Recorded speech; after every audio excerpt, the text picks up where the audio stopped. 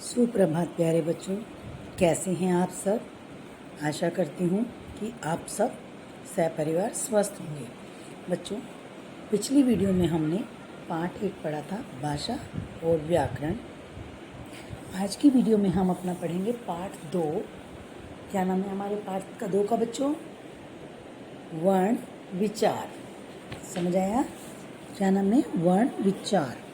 बच्चों चलिए पहले थोड़ा सा समझ लेते हैं कि वर्ण विचार होते क्या हैं। ठीक है, क्या होते हैं वर्ण विचार? भाषा की जो सबसे वर्ण किसे कहते हैं? भाषा की जो सबसे छोटी से छोटी इकाई होती है वो तो हम पहले से ही पढ़ते हुए आ रहे हैं ना। भाषा की सबसे छोटी इकाई को वर्ण कहते हैं। ठीक है, और जिसे तोड़ा नहीं जा सकता, मतलब इसके और टुकड़े नहीं किए जा सकते। इसके और ना टुकड़े किए जाने की वजह से इसे क्या कहते हैं? हम अक्षर भी कहते हैं। ठीक है बच्चों, चलिए स्टार्ट करते हैं, साथ साथ हम उस लाइन को समझते भी जाएंगे। देखिए बच्चों, जिस प्रकार ईंट से ईंट जोड़कर भवन बढ़ता है, उसी प्रकार ध्वनि से वर्ण, वर्णों से शब्द और शब्दों से वाक्य बनते हैं। ध्यान दें बच्चों, सबसे पहले क्या बनते हैं? क्या लिखा है उसमें? ईंट से ईंट जोड़कर भवन बनता है। नेचुरली सी बात है, एक ईंट से तो मकान नहीं बनेगा, है ना। जब हम बहुत सारी ईंट के ऊपर ईंट, ईंट के ऊपर ईंट, ईंट के ऊपर ईंट लगाते रहते हैं, उसके ऊपर सीमेंट लगाते हैं, फिर प्लास्टर करते हैं, ठीक है, वो मकान तब वो जाकर एक मकान बनता है, यानी कि भवन बनता है। उसी प्रकार जो ध्वनि होती है, ध्वनि से पहले क्या होता है? जब हमारे मुँह से आवाज़ निकला, कोई अक्षर निकला, क क्या है हमारी ध्वनि? हमारे मुंह से जो निकली ध्वनि क, तो वो हमने किस में चेंज करी? वो हमारा क्या नहीं हुआ? वर्ण। वर्ण से अब हमने बनाए शब्द, जब कई वर्ण मिलाकर, जैसे ए, मैं, रे, 3 वर्ण हो गए। 3 वर्ण या आप लगा लो स्वर व्यंजन मिलाकर मैं बता रही हूँ आपको बच्चों। तो आपने क्या बन गया? ए, मैं, रे क्या बन गया? अमर। और अब ये क्या बन गया था? एक शब्द बना है, और फिर शब्दों से हम क्या बना लेते हैं? वाक्य बना लेते हैं। वाक्य कैसे बनता है? जैसे अमर ने आम खाया या अमर बाजार गया, तो अब हमारा ये बन गया पूरा वाक्य। वाक्यों से भाषा का स्वरूप बनता है। ठीक है, तो बच्चों भाषा वर्ण किसे कहते हैं? भाषा की सबसे छोटी इकाई को वर्ण कहते हैं, यानी कि जिसके और टुकड़े नहीं किए जा सकते। इन्हें अक्षर भी कहते हैं हम, खाली अगर है ना। अक्षर किसे कहते हैं? कि भाषा की सबसे छोटी छोटी इकाई को जिसके और टुकड़े नहीं किए जा सकते, उन्हें वर्ण अक्षर कहते हैं। जैसे अब आपके सामने उदाहरण के लिए ई, छोटी ई, क, प, अ, री, म, ल, स। वर्ण कितने प्रकार के होते हैं? वर्ण 2 प्रकार के होते हैं। कौन कौन से होते हैं बच्चों? स्वर तथा व्यंजन। हिंदी की वर्णमाला में कितने स्वर होते हैं? 11 स्वर होते हैं। और व्यंजन कितने होते हैं? 33 होते हैं। टोटल मिलाकर हमारे कितने स्वर व्यंजन हुए? 44, यानी कि 44 हुए। 11 और 33 कितने हो गए? 44। हमारे कितने व्यंजन हो गए? 44 हो गए। वर्ण, अच्छा वर्णमाला किसे कहते हैं? वर्णों के व्यवस्थित समूह को वर्णमाला कहते हैं। जब हमने इन दोनों को जोड़ लिया तो वर्णों के व्यवस्थित समूह क्या कहलाया? वर्णमाला कहलाया। अब वर्णमाला में सबसे पहले क्या आते हैं? हमारे स्वर आते हैं। स्वर कौन कौन से होते हैं? जैसे आप नर्सरी क्लास में पढ़ते हो ना, ऐसे अनार, आ से आम। देखो ये, अब हम इसे कैसे पढ़ेंगे? ए, आ, ई, बड़ी ई, छोटा ऊ, बड़ा ऊ, री से ऋषि, ए से एड़ी, आई से ऐनक, ओ से ओखली, औ से औरत, अंग से अंगूर और अंग है खाली। ठीक है बच्चों, स्वर जो है बिना किसी की सहायता से बोले जाते हैं। ठीक है, स्वरों को बोलने के लिए हमें किसी की सहायता नहीं की ज़रूरत नहीं पड़ती। और जबकि जब हम व्यंजन बोलते हैं, व्यंजनों को बोलने के लिए हमें स्वरों की सहायता लेनी पड़ती है। क्यों लेनी पड़ती है? जैसे कै में अगर हम कै जमा अ बनाएंगे, कै हलंत जमा अ, तो बन गया क। जब उसमें हमने किसकी हेल्प ली थी? अ की, यानी अ कौन है? हमारा स्वर है। ठीक है बच्चों, तो व्यंजनों को स्वरों की सहायता लेनी पड़ती है। स्वरों को किसी की सहायता की ज़रूरत नहीं होती, वो बिना किसी की सहायता के लिए ही बोले जाते हैं। जैसे अब आ, ई अपने आप से बोले जा रहे हैं ना ठीक से। स्वरों के प्रकार, स्वरों के प्रकार कौन से होते हैं? हास्य स्वर और दूसरा है प्लुत स्वर। हास्य स्वर कौन से होते हैं बच्चों? ए, ई, उ, री। अभी हम इसको आगे पढ़ेंगे। ठीक है, प्लुत स्वर में ओम। दीर्घ स्वर, स्वरों के प्रकार है ना, तीन प्रकार हैं। हास्य स्वर, प्लुत स्वर, दीर्घ स्वर। अब दीर्घ स्वर में आ, बड़ी ई, बड़ा ऊ, ए, आई, ओ, औ। ठीक है बच्चों। बच्चों दूसरा क्या है, अब हम स्टार्टिंग से पढ़ते हैं। यहाँ से हस्त स्वर को पहले बोलने में कम समय लगता है, जैसे ए, ई, उ, री, ये क्या है हमारे, हाँ 4 हस्त स्वर हैं। और दीर्घ स्वर को हस्त स्वर से ज़्यादा समय लगता है, तो वहाँ पर क्या है, उसका दुगना समय लगता है। और ये कितने होते हैं संख्या में, 7 होते हैं। बड़ा आ, बड़ी ई, बड़ा ऊ, छोटी ए, बड़ी ए, छोटा ओ और बड़ा ओ। प्लुत स्वर, इसमें हस्त स्वर से और दीर्घ स्वर से ज़्यादा समय लगता है, तो इसमें क्या मतलब 3 गुना समय लगता है, जैसे ओम। ठीक है बच्चों। अब हमारे पास क्या है, हिंदी एक ध्वन्यात्मक भाषा है। समय समय पर हिंदी ने अंग्रेजी, अरबी, फारसी आदि के शब्दों को भी ग्रहण किया है। ठीक है, क्या है, हिंदी ने अंग्रेजी और अरबी भाषा के, अरबी, फारसी आदि के शब्दों को भी ग्रहण कर लिया है।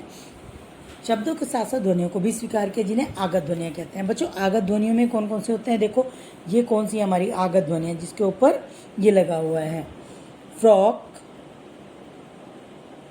बॉल, चौक, डॉक्टर। यहाँ पर ये ज और फ लिखा है बच्चों, इसमें क्या लगा हुआ है, बिंदी को क्या बोलते हैं, हम नुक्ता बोलते हैं।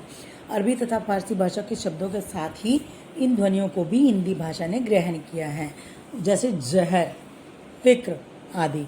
हलंत, ये आपका हलंत लगा हुआ है बच्चों। हलंत का प्रयोग ए रहित स्वर वर्ण को लिखने के लिए किया जाता है, जैसे से, मैं, है, ले।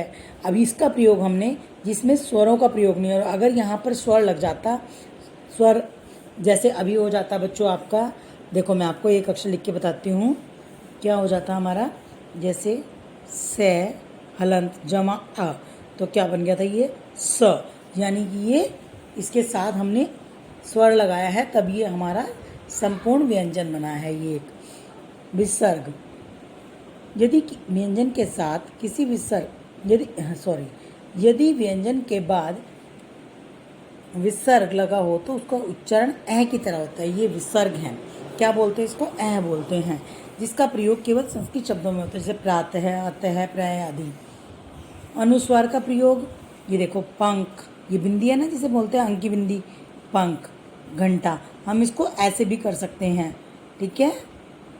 अनुनासिकता का स्वरों का गुण है, जब हम स्वरों का उच्चारण मुख के साथ साथ नासिका से, यानी कि अपनी नाक से भी करते हैं, मुंह से तो बोलते बोलते हैं, अपने नाक से भी करते हैं, तो वह स्वर अनुनासिक हो जाता है, जैसे ऊंट, ईंट, मैं, उन्हें, क्यों आदि। शिरोरेखा, हिंदी तथा संस्कृत के वर्ण जब हम लिखते हैं बच्चों, उसके ऊपर जो लाइन लगाते हैं उसको हम शिरोरेखा कहते हैं। ठीक है। स्वर तथा उसकी मात्राएं, व्यंजन के साथ साथ स्वर का जो चिन्ह लगता है उसे स्वर की मात्रा कहते हैं। सभी स्वरों की स्वतंत्र रूप से भी लिखा जा सकता है। स्वतंत्र रूप से बच्चों देखो, पहले अपने मूल रूप में अनार, ऐनक, ओखली, उल्लू। ठीक है।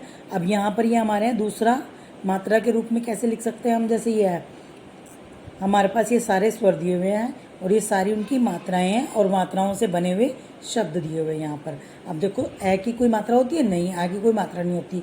आ की होती है छोटी ई की, बड़ी ई की, छोटा ऊ, बड़ा ऊ, री से ऋषि, ए से एड़ी, ऐसा ऐनक, ओ से ओखली, औ से औरत, इन सब की मात्राएं हैं बच्चों। ये आप एक ने घर पे अपनी कॉपी में एक चार्ट बनाना है और उस पर आपने ये सारी मात्राओं का लिख के रखना है। ठीक है। नेक्स्ट है हमारा व्यंजन। व्यंजन में क, ख, ग, घ, ण, क्या होता है, ये क्वर्ग, च, छ, ज, ण, त्वर्ग, ट, ठ, ड, ढ, ण, त्वर्ग, त, थ, द, ध, न, त्वर्ग, प, फ, ब, भ, म, वर्ग, य, र, ल, व, अंतस्थ। ठीक है। इसका जो अंतस्थ यानी कि अंदर से जो आवाज आ रही है, उष्म, स, पेट पटस्थ, स, ह, संयुक्त अक्षर श, त्रय, ज्ञ और श्रय।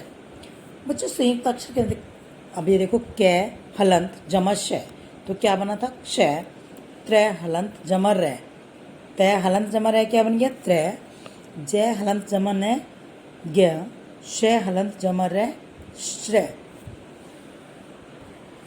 नेक्स्ट है व्यंजनों का उच्चारण करने के लिए हमें स्वरों की सहायता लेनी पड़ती है। अब देखो मैंने आपको जैसे बताया था ना पीछे, मैं हलंत जमा अ, तभी हमारा मैं बना गया हलंत जमा बड़ी ई, तो क्या बना घी।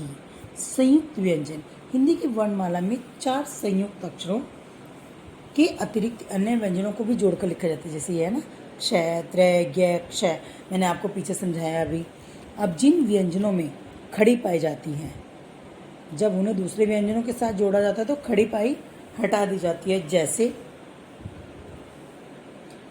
ठीक है, जैसे बस्ता, प्याज, है ना, ये आपके सामने लिखे हुए मक्खी, मक्की, लड्डू, मक्का, लड्डू, लट्टू। जब 2 गुंडी वाले व्यंजनों को जोड़ा जाता है तो गुंडी वाले व्यंजन की गुंडी हटा दी जाती है, जैसे ये आपके सामने वर्ड दिए हुए हैं। हलंत लगाकर भी दूसरे व्यंजनों के साथ जोड़ा था, इसमें देखो ये हलंत लगाकर हमने दूसरे व्यंजनों के साथ इसको जोड़ा हुआ है। अब रै के विभिन्न रूप कौन कौन से होते हैं बच्चों? रै को जब अन्य व्यंजन के साथ जोड़ा जाता है तो रै के कई रूप हो जाते हैं। अब देखो, एक तो रै ये वाला होता है जो पैर में लगता है, और एक ये रै ऐसा होता है ट्रै के साथ लगा हुआ। पै पे एक ही मात्रा, रै म प्रेम, क्रम, नम, ट्रक, राष्ट्र, ट्राम। और रै जब किसी अन्य व्यंजन के साथ मिलता है तो उसके ऊपर रैफ के रूप में भी लगता है। अब जैसे इसको भी तो हम रै बोलेंगे बच्चों, कर्म, स्वर्ग, वर्षा, हमने, ठीक है ना। वर्ण विच्छेद किसे कहते हैं? किसी शब्द के वर्णों को अलग अलग करके लिखना वर्ण विच्छेद कहलाता है। अब आपके सामने देखो कुछ शब्द दिए गए हैं, जैसे राजा है, राजा को वर्ण विच्छेद हम कैसे करेंगे? रै हलंत जमा आ। मैंने बताया था ना, जब तक इसके साथ हम स्वर नहीं लगाएंगे तो ये व्यंजन पूरा नहीं होगा। रै जमा आ क्या बन गया? रा। जय हलंत जमा आ क्या बन गया? जा। यानी कि रा और जा क्या हो गया हमारा? राजा। कई, कै हलंत जमा आई, जमा ल जमा अ, जमा श हलंत जमा आ, क्या जमा आई? कई। अब ये मात्रा ये बड़ी है ना बच्चों, तो यहाँ पे मात्रा डबल आएगी। कई जमा ल, श जमा आ, श। ल जमा आ तो ला हो गया, श जमा आ क्या हो गया? श। मैं जमा अ जमा छ जमा ल जमा ई क्या बन गया बच्चों? मछली। इसी तरह से ये सारे आपके वर्ड्स हैं। इधर भी आपको दिया हुआ है, कक्षा भी ऐसे ही लिखेंगे हमने, धर्म और प्रेम। एक बार से फिर हम अपनी सारी डेफिनेशंस की रिवीजन कर लेते हैं। ये पाठ हमें आज इस वीडियो में समाप्त करना है। भाषा की सबसे छोटी इकाई किसे कहते हैं बच्चों? सॉरी, वर्ण किसे कहते हैं? भाषा की सबसे छोटी इकाई को वर्ण कहते हैं। हिंदी की वर्णमाला में कुल कितने स्वर हैं? 11। और व्यंजन कितने हैं? 33।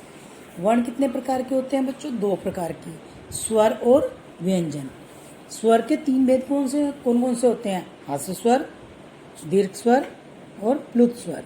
हास्य स्वर में कम समय लगता है, दीर्घ स्वर में उससे ज़्यादा समय लगता है, और प्लुत स्वर में 3 गुना समय लगता है।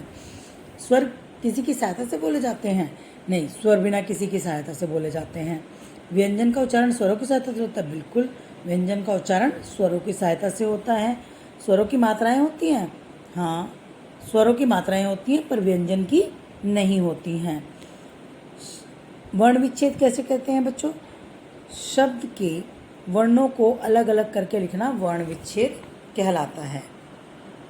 ठीक है बच्चों, ये प्रश्न उत्तर जो हैं आपके PDF के साथ चले जाएंगे, आपको मिल जाएंगे। और इसका अभी हम थोड़ा सा एक प्रश्न पढ़ लेते हैं, सही तथा गलत का उत्तर बताइए। भाषा की सबसे छोटी इकाई शब्द है? गलत। क्या है? वर्ण है। नेक्स्ट देखो, हिंदी की वर्णमाला में 11 स्वर हैं?